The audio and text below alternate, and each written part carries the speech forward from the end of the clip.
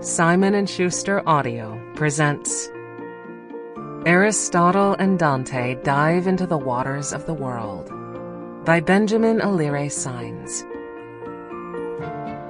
Read by Lin-Manuel Miranda.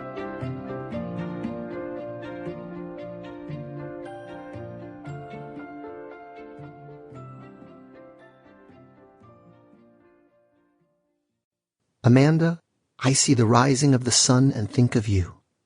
Sometimes I hear your laughter in the room and hear you say, "You're crazy, Uncle Ben." This book is for you. I adore you, and always will. Everywhere I turned, everywhere I went, everybody had something to say about love. Mothers, fathers, teachers, singers, musicians, poets, writers, friends. It was like the air. It was like the ocean. It was like the sun. It was like the leaves on a tree in summer. It was like the rain that broke the drought.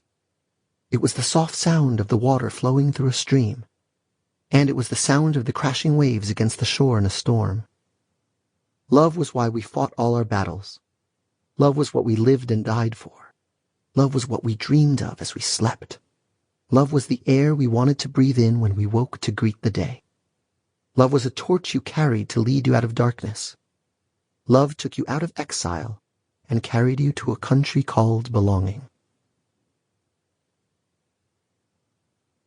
Discovering the art of cartography. I wondered if Dante and I would ever be allowed to write our names on the map of the world. Other people are given writing instruments, and when they go to school they are taught to use them. But they don't give boys like me and Dante pencils or pens or spray paint. They want us to read, but they do not want us to write. What will we write our names with? And where on the map would we write them? 1. And here he was, Dante, with his head resting on my chest. In the stillness of the dawn, there was only the sound of Dante's breathing.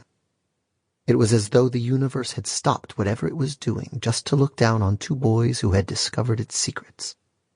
As I felt the beating of Dante's heart against the palm of my hand, I wished I could somehow reach into my chest and rip out my own heart and show Dante everything that it held. And then there was this. Love didn't just have something to do with my heart. It had something to do with my body. And my body had never felt so alive.